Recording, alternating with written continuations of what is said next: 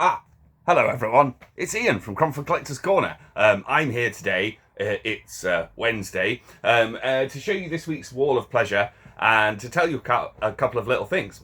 So, firstly, you'll have noticed that I'm just reading the 2000 AD sci-fi special that's come out this summer. I think this is the first one for a while that Rebellion have released, or 2000 AD have released.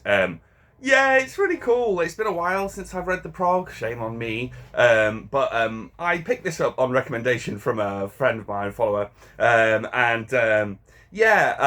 like kind of, how do I describe it? It's kind of a little bit multiversy. It kind of mixes characters. Tharg explains it at the beginning that an issue fell through some sort of portal and was a mishmash of different characters. So you've got Johnny Alpha, Strontium Dog, being a judge. You've got Rogue Trooper Friday, controversially, being a Strontium Dog. You've got all sorts of different mishmashes of different styles. You've got like Robo Hunter mashup with the two guys, the two bounty hunters. Oh, I forget their names. Anyway, if you do get a chance, obviously I don't stock new comics really, but if you get a chance to pick this up from your local newsagent, I do very much recommend that. If you've not read 2000 AD for a while, that's a lot of fun. The other thing I'm reading at the moment is I'm reading Tom Baker's book of Doctor Who Scratch Man, which you'll know probably that Ian Marter, who played Harry Sullivan, and Tom Baker came up with kind of like a movie proposal for Doctor Who in the 70s. And I'm not sure when the book was released. It must be a while ago. But it's really cool. It reads just like a kind of 70s Doctor Who episode. Because it was primed as like it was going to be a movie, I didn't really know what to expect. I thought it was going to be totally wild. But it is basically exactly like Doctor Who on the telly in the 70s. Sort of zombie scarecrows. And Sarah Jane's in it, Harry's in it, and the fourth Doctor, Tom Baker, obviously, is in it. It's really cool. It's done like... without spoiling it too much for you, it's done like the Doctor is drawn before the Time Lords to kind of explain his behaviour, and he uses this story to kind of explain why he does the things that he does. It's really cool. So that's Tom Baker's The Scratch Man. If you can find that affordably, then I very much recommend picking that up if you're a Doctor Who fan, particularly if you're a fan of the Tom Baker era. Really cool. Right, we're going to have a look at this week's Wall of Pleasure. This week, quite unusually for me, so for people that don't know me or have seen this for the first time, I'm just a one-man micro comic shop in a semi-rural location in Cromford in Derbyshire in the UK. I don't have like Amazing Fantasy 15 or anything like that. But I do, unusually for me, have quite a lot of slabbed comics this week, which I don't get all the time. So everything I have is like a one-off. I don't have multiple copies or anything like that. But hopefully some of these things might be interesting to you. We'll see. So we're going to start with the slabs and show you some of those. So we've got here first this lovely 9.8 Incredible Hulk 773. Again, these don't show up too well on video because of the reflecting. But that is a variant cover by Jeff Shaw of Abomination. Really cool. That's a 9.8. This one is a 7. And this is 1974. Creatures on the Loose number 30. And Creatures on the Loose number 30 is the first... the main stories of Man-Wolf begin in Creatures on the Loose in this issue. And that's a 7 from 1974. That's a George Tusker and Vince Coletta cover.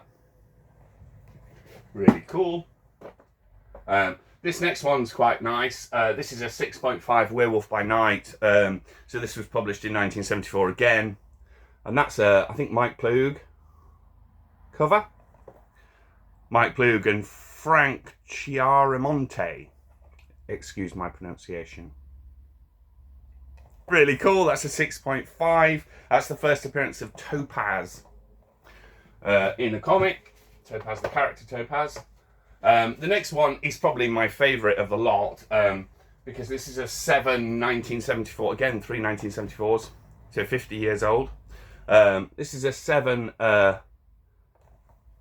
Adventure into Fear, featuring a man called Morbius, the living vampire. And this is nice. It's a Sense copy. It's Adventure into Fear number 24, and it features both Morbius and Blade on the cover.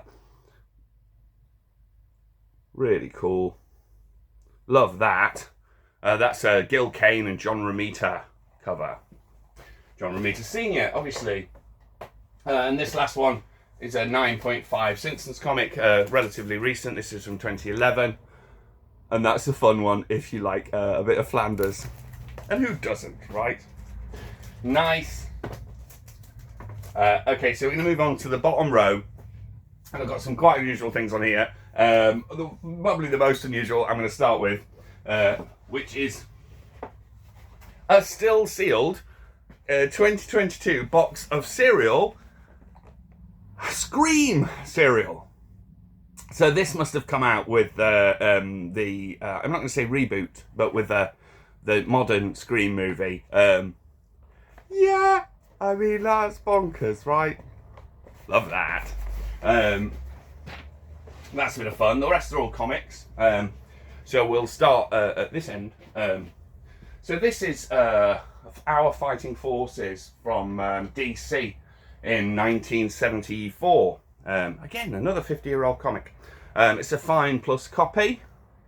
And it features the losers. And that is a Neil Adams cover. I don't know how many covers Neil Adams did for Our Fighting Forces. I know him more for Batman and some more sort of horror comics, really. But I like that. Our Fighting Forces number 147 from 1974 with a Neil Adams cover. Let's go here. This is the only British publication I've got on here, I think, this week. This is a 1988 Batman monthly number 1. The reason I like this is that it's still got its free badge attached, which you do not see very often. So that's a nice thing if you want something unusual that's British. When I say British, obviously, it's an American comic. They're reprints of American comics in a British format. What else have we got? I will show this next. No, I won't. I'll show this. This is I don't see many of these. This is a 1980 reprint of the Fabulous Freak Brothers number 1, which obviously is written and created by Gilbert Shelton, the famous American underground comics of the 60s. I guess you could say it's controversial. Yeah, maybe not so much anymore. But nevertheless, the Fabulous Furry Freak Brothers, The Collected Adventures, number 1 from 1980. It's a fine copy, a few spine ticks, but you don't see many Freak Brothers comics. Not in these parts anyway. And the next one I'm going to show is this. And this is a beautiful near mint copy of the Platinum Foil edition with its free signed poster of A Nightmare on Elm Street number 1 from Avatar Press. If you like something like that, that's quite unusual. There's its poster and certificate of authenticity. If you like that kind of thing. Really nice. And the last thing I'm going to show is a Preacher number 1. And obviously Preacher number 1 has multiple first appearances. And it's written by Garth Ennis with art by Steve Dillon. And these lovely covers by Glenn Fabry. And that's Preacher number 1. It's a near mint copy from 1995. Super cool. Love that. Love a bit of Preacher. If you've never read Preacher and you want to find affordable trade paperbacks of picking it up, then yeah, do that. I thoroughly recommend it. It's a bit nasty, but it's so cool. Right, guys, I'm going to leave it there. Thank you so much for watching. I really appreciate it. And if there's anything I can do for you, you can contact Dalek Zen on Facebook, who is my head of security. Or you can Google Cromford Comic Shop, and you can find me. You can WhatsApp me through that or whatever. Yeah, that's brilliant. Thank you so much, guys. I really appreciate it. You all take care, okay? See you later. Bye.